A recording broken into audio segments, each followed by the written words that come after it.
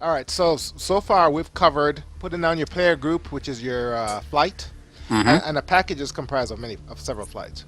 Right. All right, so you put down your flight. Your flight has to have the same type of aircraft. Yep. In this case, we'll put down two A-10s. This is going to be in single player, so one is AI and one is player. Mm-hmm. And we've given both A10As the same set of stores, Right. and we just mapped out one, two, three, four, five waypoints for player one. The wingman obviously flies the same waypoints. Right. Waypoint four is going to be our attack run over this airport just north of Kubaleti, and unless there's something I'm missing, the next part of this training exercise is to place the targets at the airport north of Kubaleti. That would be absolutely correct. Now, for that, we're going to want to zoom in to that X-shaped airport. All right, so at this point, we're still on the map with our waypoints and whatnot. Okay. Mm-hmm. And by default, to just get rid of the selection that we have of our aircraft, just left-click over anywhere on the map that doesn't contain an item. Got it. And I got rid of that entry. All right, so I'm gonna right-click, center Kubaleti, and zoom the crap in all the Yep. way in. Yep. Yep. Yep. All right, and I got this big old X right in the middle of my screen. That's what we're looking for. Now, it's a little bit deceptive the way that this map works. The the icons that they give you for the various items in the game are not the scale. So when you Got place it. something down, you have to kind of know how far apart each item is going to be. It is really deceptive. That's why I say zoom all the way in, because you can literally have the icons touching each other and there might still be a good 10, 15 feet feet in between between them. each vehicle. They're not the scale. Yes, I understand. Right. Okay. So now to add the vehicles, we're going to go back to the left-hand side of our little display here. Under OBJ, Okay. you have the aircraft, and then below aircraft, helicopters, below Hmm. that, ships, and Hmm. then below that, we have a little tank. Hmm. That's what we want. So go ahead and click on that. The tank. And just for completion's sake, below the tank is a bridge. That's for static items. So if you're creating like a building or a bunker that you want your guys to hit, that's where you would go for that. But for this, since we're going to use actual ground targets, we'll go with the tank. Okay. Before we place the armor, you can actually put buildings on here. Yeah. Where's the option for buildings? That is going to be the one right below the tank. It looks like, Oh, okay. The bridge. Okay. yeah. That means any sort Basically, of it ground means object. static objects. And there's an interesting point about that. Uh huh. Static objects not only refers to buildings, but it also refers to static versions of everything in the game. So aircraft, helicopters, tanks, if you just want a static version, you can use that. They have no intelligence. Whereas None whatsoever. if you put some sort of armor, it knows to start scattering when it's under attack, Right. assuming you don't give it orders to shoot back. Assuming you don't give it order. Which honestly I would kind of like to put that down because I can show you how to do that to prevent them from shooting back. It's real easy. All right. So I've selected the tank. I've got my vehicle group off to the right. What's next? Mhm. Okay, so again, we're gonna want to give it a name. So let's just call it target vehicles. Now, very important, you'll notice by default it is set to USA. Uh huh. Unless you want to be guilty of fratricide, you might want to set that to an aggressor country. So let's go with the second on the list, Russia. Russia. Got it. Because we have to beat up on Russia. It also changes the type of armor and things that you can use. We'll stick with the basic armor that it gives us, which is an APC, an Armored Personnel Carrier, BTR 80. So therefore, category and type is literally the inventory of what Russia has that's Right, programmed in this game. right. Okay. If you go down the category selection, you'll see it has armor, air defense, artillery, fortification, infantry, and unarmed. So there's a Got it. whole ton of choices that you can use, especially if you're making something that's going to shoot back at you. Right. But for now, we're just going to leave everything as is. The Hmm. skill, we're not going to worry about that, so we'll leave that as average. Hmm. And we're pretty much ready to place our vehicle. So, where do we want to place our vehicle on the airport? In the center, off to one of the legs? Let's go ahead and put it off on the right runway top of the X, the right top. Okay, so right top. So, Hmm. find a spot there and then just left click, just like we did with the aircraft. Okay. So we now have one item placed. It Uh-huh. is facing to the north. You can tell that because where it says heading, there's a 0. Okay, And it's there's a facing little to the north. right. By default, it always places things to the north when it first drops it down. So you'll notice where it says Okay, target. I see. So it's sitting on the ground pointing north. Right, and there's also a little arrow to the right in a circle, and Mm-hmm. that arrow is pointing to 12 o'clock. That also tells you which way it's facing. You can pull that arrow around, and it'll change the direction that this thing is facing. And you can make it point wherever you want. Right. Got it. Okay. The Now, initial box to uh-huh. the right. What is that? The where are you looking? Right next to the Oh, clock. initial. Uh-huh. Oh, that's the initial starting position, Got it. like where you want it to face. You don't even need to click that because honestly, I don't think that's useful too much. Okay, cool. All right, now, before we do anything else, like before we add any other vehicles or whatever, we do want to make sure that this thing is not going to fire back. Here's Okay. how we do that. In the bottom box, the whole waypoint box there, you'll notice it's currently set to add. Uh-huh. Change that to edit. Because Okay. we don't want to add any waypoints. We don't want this guy going anywhere. Got it. Right below it, it says Advanced Waypoint Actions. Click on that. Uh-huh. Now, another little gray box will open up and a whole bunch of buttons underneath it. We want to select the far left button that says Add. Uh-huh. This is different from the other one. It'll open up a little side panel. Mm-hmm. And this is where we can tell the AI what we want it to do. In this particular case, we're going to go from Type, where it says Start on Route Task. Uh-huh. We're going to pull that all the way down to Set Option. Uh-huh. Underneath, there's Action. Right now, it should say No Option. Uh-huh. We're going to pull that down to where it says ROE, which, being a former military man, you know what that stands for. Rule of engagement. Yep. When you click on that, you'll notice another little thing pops up in the bottom where it should say Weapon Free. Weapon hold. That's the default behavior. So yes, we want to change that to Weapon Hold. This will ensure that no matter what you do to this guy, he will not fire back. Okay. So essentially, so if it's a single player game, obviously a single player can only control one thing at a time, and it's going to be his aircraft. So if you're adding objects on the ground, they're obviously going to be AI controlled, and here's where you can tell it what to do. Right. Okay. But there's a catch with that too, and I'm going to explain that. If you look on the right side, that main window there, underneath where it says the category, type, unit name, skill, and the heading, you'll notice there's a bunch of little radio buttons that you can click. One of those should already be clicked. Which is player can drive. Right. Really? Yes. How do you do You that? have Combat Arms. You have the capability. Combat Arms is one of the DLCs that you can get for this thing. You would have the capability of actually manning a ground vehicle and playing from that perspective. You don't have to be in an aircraft. It's the coolest thing. You can play I on did not your jet. know that. Wow. For now, we can go ahead and uncheck that because we're not planning on driving a Russian tank around. We want to blow it up. All right. So we'll keep that unchecked. Now, we only have one guy. Let's create a few more.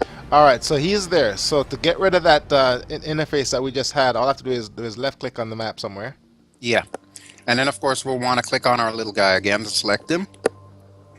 Click on the little oh, you mean the tank? Yeah, the guy that we just placed. Oh, click on the guy we just placed. Right. Oh, and then just make two of We're two. opening the interface again, and we're Right. going to add more. So let's add... wait, how many Mavericks did we equip ourselves with? 4. 4 per plane. Okay. I think you can take out a total of 8 tanks, but let's just put down 5, just for argument's sake. So, unit 1 of 1. Uh-huh. Go to that second box, and just keep clicking it up until you get 5. All right. And then if I want to place these units at a different spot, all I have to do is drag them wherever I want them. Right. Now, I'm going to tell you a little thing with that. Your first unit, wherever you put that guy, determines where everybody else goes. So while you can move all the other guys individually, Uh-huh. be mindful if you move that first one, you're going to move the entire pack. I did not know. That is kind of weird. Why does it do that? Sometimes whenever you place items, number one, it's not going to place a ground item. Yeah. I just what you're talking about. That is kind of weird.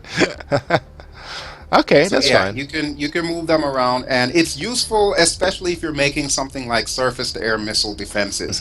What I will do in a situation like that, just as a general tip, I will make my first item like the command module for that SAM site, or maybe the radar, something that I know is going to be fixed in place. Right. And then I'll have all the other modules be like the launchers and so on and so forth, where I might want to have one placed on one side of the airport and one on the opposite side of the airport. As long as they're in a general range with each other, you should be able to have complete effectiveness with that.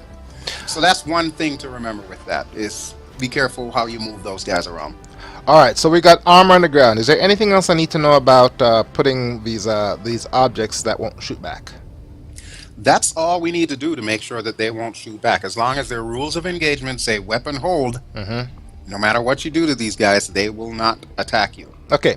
All right. So what if I wanted to do an attack on a ramp full of aircraft? So let's say I wanted to add a ramp of aircraft along the, let's say, one of these roads on this X.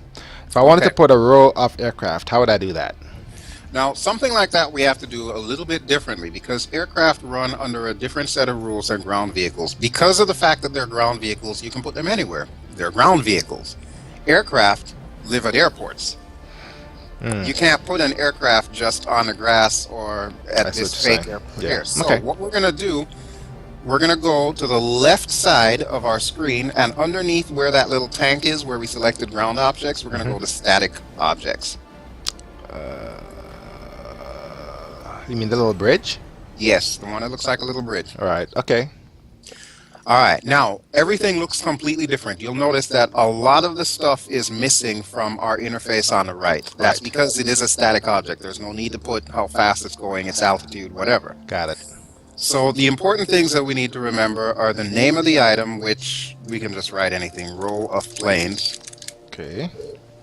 Or static planes, because it's only going to put them one at a time. It doesn't put them in groups the same way that it does with actual AI craft. So country, Russia, category, let's see, right now it's set for heliports. We can go below that to where it says planes. Okay. And it's going to give us type. It's by default it goes to A10C, even though we know Russia don't have those. All right. So let's pick something out of the list. How about MiG-29S, which is halfway down the list. Got it. Okay. All right. Now, by default, it's going to place it facing north, and it's going to assign it the default paint scheme. You could change that if you wanted to. Now, wherever you decide to click, that's where it's going to put it. And then I can just put more. Just click. Well, absolutely. Hang on. Hang on. So if I wanted to put more, how do I do that? Well, once you left click on the runway, that should drop the first one. Right. And then you just simply change the direction of it and then drop your next one by going back into that same menu. Just click on the bridge again. It'll already default I see what you're saying. Static item that you dropped. Okay, so you got to go through the whole process again to put down the static item. Okay, that's what you're saying. Just remember, with statics, it doesn't go by group. You can create groups of AI planes, but statics, you have to put them down one by one. All right. How about automatically renumber them? Okay. How about some people? Let's say we want to put down a bunch of guys. Okay. Now, guys or infantry are going to be also under the ground target, so that's considered an AI object. Got it. So we'll go back to the tank. And you'll notice that by default it goes to the last thing that we had placed down. So where it says category armor, we'll pull that down to infantry. And this is a little, what I call a bug that DCS has. When we go ahead and click on the X, wherever it is that you want this target to be, it's going to automatically default back to infantry. So now we go back to category and we change that. Or excuse me, it's going to automatically default to armor since that was the last thing that we placed. All right, and it's still, the name, it still says target vehicle, so we should probably change that, right? You can change that. You can just call that target infantry or infantry, whatever you want. Got it. So you should have one unit placed before you do anything else. Remember, advanced waypoint actions near the bottom. Click add and set the ROE for these guys to weapon hold, unless of course you do want them to fire at your aircraft with their AK-47s. All right, so I have target infantry, and I got to put them down first before I set how smart they are. All right, so let's go ahead and put these guys. Doesn't matter. Just put them right here. I put mine in the center of the airport, but you can put it wherever.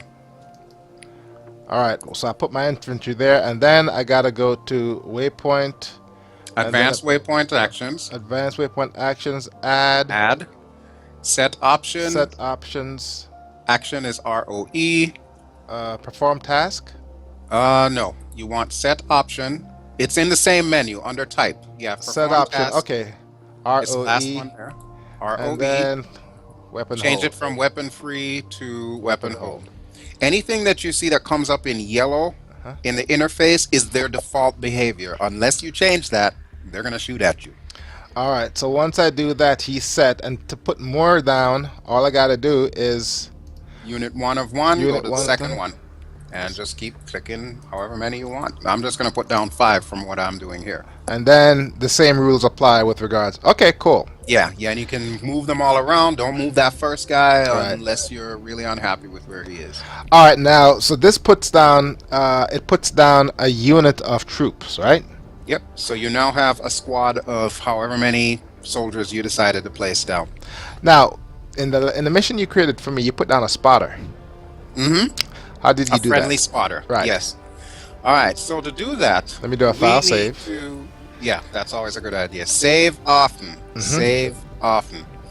To do that, we're going to go back to the same tank because remember, a spotter is a ground unit, so we're going to want to use that. Okay. Now, for the infantry spotter, Tank. Okay. you want to make sure it's set to USA. Obviously, if Same he's friendly. team we're on, Right. And by default, it's going to set down armor, Uh-huh. and it's going to choose the first armor. It really doesn't matter. You can just plop down an item, and we can change the category and type. So pick where you want your spotter to be, and just click him down. Okay, I'll put him right here. And then we will go back to category. We Uh-huh. can change him. Let's change him to Unarmed. unarmed. And the very first thing that comes up is a Humvee. Right. So that's fine. We can keep him like that. Okay. In that mission that we flew, I also had a little soldier that supposedly came out of the Humvee to, watch the action. So if we wanted to add that, we could go 1 of 2, like add an additional guy. And this Wait a second here. unit. Under unit, so create. So, but that put 2 Humvees, wouldn't it? Yep, and I'll show you how to change it because this is the only instance where you can actually change the different types of unit. Right. Ground and sea units don't have to be all the same thing. They can be mixed. Okay, cool. I see what you're saying. All right, so we got So target we can infantry. You got change- 1 or 2. Yep. And then 2 of 2, we can make that change to infantry and just leave him as an M4 infantry, unless you want to give him a machine gun, a M249. Okay, infantry, and then he has an M4. Yep. But if you want, you can change him to a soldier M249, because that's Okay. the other option that you have. All right. So now you have a mixed group. You've got a vehicle and an infantry. Got that- it. I understand. Okay. Yeah, I see it. And then I can also give him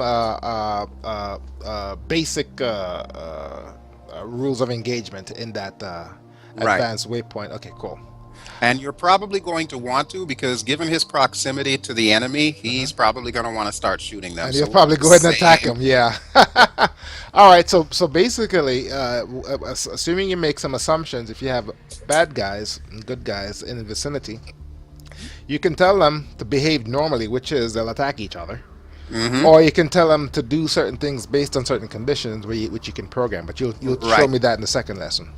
You can give them a default behavior. Like, say, for example, we put this guy as weapons hold. Uh-huh. If something happens, you can set up any number of triggers. Maybe if your plane gets shot down, have that be a trigger that tells this guy, okay, get revenge. Right. So all of a sudden it will change his ROE from weapon hold to weapon free, and he'll just go hog wild like Rambo. Right.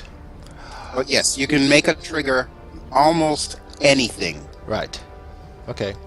All right. So we put down 2 A10s at, where the hell did we put them? Batumi. Batumi. We gave them some basic stores. Didn't really matter what, but you showed me how to do that. How to configure custom stores. Set down waypoints, and set the altitude and altitude and speed per waypoint. Yep. And now the waypoint and the collection of waypoints and their the coordinates, where you fly, how altitude and whatnot. That becomes a flight plan, so that's what pops up Right. on your knee board Yep. when you're in flight. Absolutely. And then so you can go ahead and set your waypoints, and then the last one you set to land, and then you can go ahead and put your targets where you're going to put your targets. Now you showed me how to put down static objects, which in theory you could build your own town. Yeah, absolutely. You showed me how to put down intelligent objects, infantry, tanks, whatever you want, and they can. Hmm. And you showed me how to essentially tell them not to shoot back. Right. You can And set the behavior of them, and bear in mind that anything goes for the ground target will also usually go for naval targets. So if you have a bunch of ships out there, you can do the same thing. You could set them ROE, weapons hold. right. You could set them in various patterns, and you can mix and match the type of ships that you have in your naval group. So it's very similar to the ground. Okay. All right. So do a file save. Now, question is. Now we just went through that process, setting on everything. Is it ready to play now, or is there a way? Absolutely. Is there a way you can test it, or what? Absolutely. In fact, you're going to want to do a lot of tests because, especially if you've got AI doing stuff, like right now, we were lucky. Our AI, basically, they just stand there and look pretty. Mm-hmm. But if you have a mission that you've created where your AI is supposed to interact with you, Right. we'll want to test this thing many times. This is just a target run, so it's going to be pretty easy. As long as you know how to start your Warthog, fly your course, and bomb the targets, you should be good to go. So Okay. yes, right now, if you wanted to, you could go in there and launch that. And the way that you would do that from the mission editor, Mm-hmm. on the left column, the Uh-huh. left side of your screen, you'll see where it says File and then Miss, and just before it says OBJ, Uh-huh. you will notice there's a circle with a green check mark inside. Fly the mission. Fly the mission. All right. Okay. Now, so we just mapped out a basic mission. Okay. But let's assume that it's multiplayer, and if it was multiplayer, you can create several players, but just make all of them players. Right, you make them clients. That's the big Clients. difference. In Clients. multiplayer, you can only have clients. You cannot have players. Right. You have one player and several clients. Right. But people need to know what the plan is. So where do you edit or create the mission text or the mission content? Now, to do that, we're going to go again to the left side of the column, Mm-hmm. and under File and then Miss, MIS, Uh-huh. the very first little icon is supposed to be a clipboard. Okay. When you click on hover that. over it, it says Create Mission Briefing. That's where everything goes. All right. So I just clicked on that. Let's go ahead and fill this out real quick. So our sortie can be the name of the mission, DCS Mission Editor 101, or Test Mission. Name here. Okay. And right below it, red and blue, it tells you who's on whose team. If you remember when we first started out and we did that new screen, that's where it told us which countries we wanted to be on which team. Right. Okay. You're not going to want to change that. Just leave that as it is. Leave the red and blue as it is. Okay. Right? If you have special images that you want to include, maybe you want to include an image of your flight plan, where it says Briefing Images panel, you could click on that and it will allow you to import JPEG files into your little mission briefing. So when you actually look at the briefing, you can go through and Got it. Okay. tell your player what to do. All right. I see where it's at. Where you can actually pull up a picture. Now Yeah. there's a red and a blue. Okay. So assuming they're two different teams. Hmm. So whoever joins on what team will get a certain picture. Right. If you're in a multiplayer situation, you're probably going to want to put a basic situation, which is just like, hey, we're invading Georgia, or hey, Russia is defending the motherland. Something that just gives every player a basic idea what the situation is. And then, depending on which team they join, they're either going to see the red team task or the blue task. Okay. So situation type. Everyone sees this text. Right. Same thing goes with single player. If you know that you're creating something that the American team is going to be using, you'll want to put something in the blue task and just leave red task blank, because who's going to see the red task? The AI? Got it. And on blue task, only blue team sees this text. And you can go ahead and pretty much put whatever you want in these text from a Right. briefing perspective. Right. And then you hit File, Save. The last thing before you do that, that's pretty important, is setting the date and the time that you want this mission to take place. In this same briefing window, that's where you do that. All right. So why is that important? Well, do you want it to be a night mission? Do you want it to be a morning raid? Do you want it to take place on the 1st of June 2011 at midday? Understood. Which is what it defaults to, by the way. Which is why I use that as an example. All right. So now set now we can do the mission briefing. How do we customize the weather? Weather is going to be right below where that little clipboard is. You'll see what appears to be a sun coming out from behind clouds. When you hover over it, it says create weather conditions. Okay. And I can make it static and I can make it dynamic. hmm All right. There are a number of ways you can do that. If you really wanted to, you could play with all these different sliders and find something that goes to your liking. But if Okay. you just want to pop something in, hey, I want it to be summer, I want it to be a thunderstorm, I want to make sure this weather counts. At the very bottom, Bottom. Yeah, I see it. where it says default weather, Uh-huh. when you click on that, it'll give you certain defaults. Now, here's how you load that. All right. Let's choose spring thunderstorm. Okay. You click on that. Now, to the right of where it says Spring Thunderstorm is an open folder where it says Load. Uh-huh. Left click on Oh, it. and that loads it up. That loads it up. So now you have thunderstorm conditions. Your cloud should be about Right. 800 meters above Got the it. deck with a thickness of 900 meters. Got it. Okay, And all cool. the winds. I see. Or you can set it to be dynamic. Yeah. Now, dynamic is a little bit trickier to use.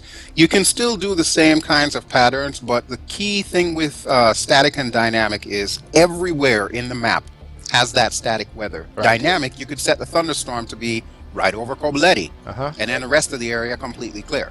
Where do you set the diameter of the weather conditions? That is going to be under where you have the barrack system and all of that good jazz there. It will generate the weather. You tell it if it's going to be a cyclonic system, an anticyclonic system, how many types of systems you want. Like, do Got you it. want a cyclonic system it, to the got east it. of the map and so on. Okay, cool. And then just click generate. All right, so we got the weather. We got the mission briefing. All right, so rules for trigger is advanced. One below that, define mission goals. That's probably based on an outcome, the resulting of a whole bunch of different triggers. Right, and And, that is mostly used in two situations. If Set you mission are creating a story campaign, Right. you want to be able to progress to the next part of that campaign. So Got you it. set your goals for this. If they pass the goals, it'll automatically route them to the next mission. If Mm-hmm. they fail, they have to redo the mission. All right, so you've given me enough information to create a really basic single-player mission and or a basic multiplayer mission. Yep. Question for you, sir. Your mission editing skills, would you consider yourself basic, medium, or advanced? Honestly, I'm about the point where I'm advanced. I mean, I can create virtual wars at this point in time. I could have every single airport have something going on at the same time. Got it. All right, well, I'll tell you what. You have given me, let me see, where are we right now? We are at...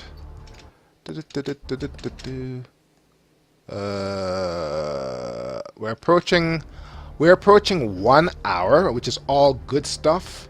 So I don't want to take up too much of your time. This should be enough for me to put together a really basic hey, this is how you do a real basic DCS thing. Yeah. And what I'd like to do, if it's not too much trouble, is for the next one, just show me how to do basic triggers. Now, I think what happens, and this is my computer science coming into play. What this is an application generator. It gives you a graphical user interface to select what you want, and in the background, it spits out in this case, it would be XML code. Yep. That the DCS engine can interpret and translate and essentially play it in the game. So you're essentially what you're doing is you're writing a software program. Absolutely. So Absolutely. That's one of the beautiful things about DCS is the fact that it is so user-friendly with this thing. Granted, there is a pretty big manual, and there's a heck of a lot more that I haven't even covered here. Oh, I'm You pretty could sure. really go deep with this thing. But at least armed with these basics, you can figure out how to do stuff. And if you want to experiment, maybe at Kobuleti Airport, you want to have the Russians come to intercept, and you have to defeat the Russians before you bomb the target. You can add all of that stuff in there. The only things that I would suggest, 3 golden rules: save often, test often, tweak often. all right, so let me ask you a question. Let's say you're recreating a historical mission, not necessarily a war, but something that happens over a period of a couple hours or whatever. Okay, how can you test this without having to fly it in real time? When you are in DCS, you can actually use the time controls to speed up time or slow down time to get to where you want to be. And then you monitor the actions on the map, Right. showing how everything moves. Right. If you have the combat arms add-on as well, it will also give you the capability of adding what's known as a battlefield commander, which we didn't really cover, but it's on the left-hand side, the I, s- left-hand column, I saw it, yes. the second to last one. Hmm. If you make yourself a battlefield commander, you don't have to be in an aircraft, but any aircraft or vehicle that has that little check mark we saw earlier that says player can drive, Uh-huh. at any point in time, you could hop in there and decide to take control of that. So it gives you kind of like a bird's eye view of what's going on with the battle. You can see how your AI is doing, and then from that, tweak it and decide, okay, maybe this group needs to be here, maybe this group needs to take a little longer to get here, so Uh-huh. on and so forth. All right. Okay. All right. I think I got it. I think I got it. And obviously, we're in DCS world right now, but DCS Open Alpha 2.0. Hmm. The mission editor obviously works the same. So in Yeah. theory, I can go ahead and put some targets out the Nellis bombing range and blow them up with my A10. Yes, everything that you've learned here, you can utilize in the NTTR map, and when everything gets integrated into DCS 2.5, you will literally have the one interface that you can change anything you want. Okay, cool. This is fun stuff. It's so overwhelming though. Wow. When you first get into it, yes, it is. But I will also put the caveat that if you happen to have the manual, which of course everybody has the manual, Yeah, but no one's gonna sit down and read hundreds of pages. nope. But luckily, there's a lovely little Control F function where you can type in a keyword and search for what it is you're looking for. If there's something that confuses you, you can look it up and figure out how it's supposed to operate. If you're confused about what types of vehicles you have, on the top bar where it says File, Edit, Flight Campaign, Customize Mission Generator, and MISC, Mm-hmm. click on MISC, Encyclopedia. Okay, cool. That's what you're saying. Encyclopedia. Yeah, you It'll can give just you a picture of every single unit, weapon, or static object that is in the game. So you can that see is exactly what they all do. that is so sweet. So you can also put down some SAMs and whatnot and blah Yeah. blah blah. Okay. All right. Now let me ask you this. All right. So the mission generator. Okay. Now where it says generate, what does that do? Now, this is what I call cheat mode. Let's say you don't want to do what we just did, spend the last hour making a simple mission. You want a war, and you want a war now. Hmm. When you click on generate, you give it certain basic parameters, And it'll create the mission for you. and it will create an entire war for you. You tell it how many planes you want, Right. how many Right. SAMs you want, Right. what the rules of engagement are, how easy or difficult it will be, and which country you're fighting for. That interface is what defaults to in DCS when you want to do a quick mission. And you Yes, want to this and that, and that's what it does. Okay, cool. And what that does is it basically you build a basic. It'll generate a basic mission based on what you say, and it'll just go right. ahead and put X number of planes, and they're good guys or bad guys, and this and that, and blah blah blah Hmm. blah. Okay, cool. And then the cool thing about doing something like that is once you have the mission generated, you can then tweak it using this mission. Exactly. Do it however you want. Right. Now, what's funny is what we're doing here. Most advanced games, such as I think damn it, what's the name of that F-16 simulator again? Oh, Falcon 4.0. The next one, EMS. Allied Force. Oh, Allied yeah. Force. Well, it's the same thing. It's all Falcon 4.0. Yeah, their mission editor is, I want to say, pretty much the same as this. It does the same thing, but the interface is maybe a little bit different. But it's all the same. It's a little bit more convoluted. I'm not gonna lie. Really? You I tried. can create missions in this in about an hour. With that one, yeah, it'll take me a lot longer to go through. And there's also another game I play, StarCraft, the StarCraft 2, the real-time strategy. You can create missions with triggers, and you can create entire storylines, and all the same thing. Put these units here, these units there. So it's the same precept. Hmm. I mean, and a lot of people, some people, they actually make their living building missions and selling Oh them. yeah. And it's the same thing you'll find in DCS. If you go to the DCS website over by the user downloads, there are pages upon pages of missions that people have created. People just like yourself and myself. I featured on my channel, I think it was early last year, one of the DCS users goes by the name Trailer. He created a whole campaign that I made into a 10-part episode Right. series. I remember that one. Yeah, I remember that one that you did. But yeah, that's the beautiful thing about it. You don't really need a whole heck of a lot of skill. They provide you with everything that you need. You just got to go in there and have a willingness to mess around with it. The one thing that you need that people don't provide for you is time. Yes. And as working adults, we're very, very limited in that. So Uh-huh. with that, it's over an hour. I'll go ahead and let you go. But thank you so much, man. This is all good stuff. That's my pleasure. I I'll go ahead love and, making missions. So anybody that I can teach to do that, I'm more than happy to do so. well, what I'm going to do is obviously I'm going to go ahead and edit this video and this audio and put it up there on my YouTube channel. And hopefully, people can look at this and say, okay, I know the basics on how to create a basic mission. Yep. So And if you have any questions, always available as well. And that goes for the viewing audience as well. If you have any questions, you can always ask me on my channel or send me a private message or something like that. yeah, the good thing about this is when I'm done editing it, when it's time for me to create my own missions, I'll probably reference the video Well, because I'm hey, obviously not going to remember everything. So. I'm constantly learning based on videos that I've made years Mhm. ago. So One yeah, thing or it's another. always a learning experience. Oh man! All right. Well, thank you very much, sir. With regards to our next assignment, you've been doing a lot of X-plane stuff, but it's all helicopters. When are you gonna do some plane stuff? I have done one plane video. I did the Cessna 337. I plan on doing some more, but I have kind of like a certain procedure that I'm following. Right now, I'm building the airports because I want to show people how to do that. And I'm going to move on to other things slowly but surely as I flesh it out. But yeah, you are going to be seeing some more aircraft. And here's a little hint. We might even bring some carrier ops into this. Explain. Whoa, sweet. Yeah. Getting all advanced and fancy on us now, eh? Oh, it's going to happen. It's going to happen. I can't go too long without being near an aircraft carrier. So yeah. Exactly.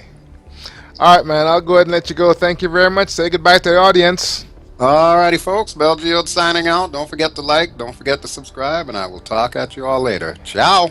Thank you very much, Drew. I appreciate it. We'll keep in touch, man.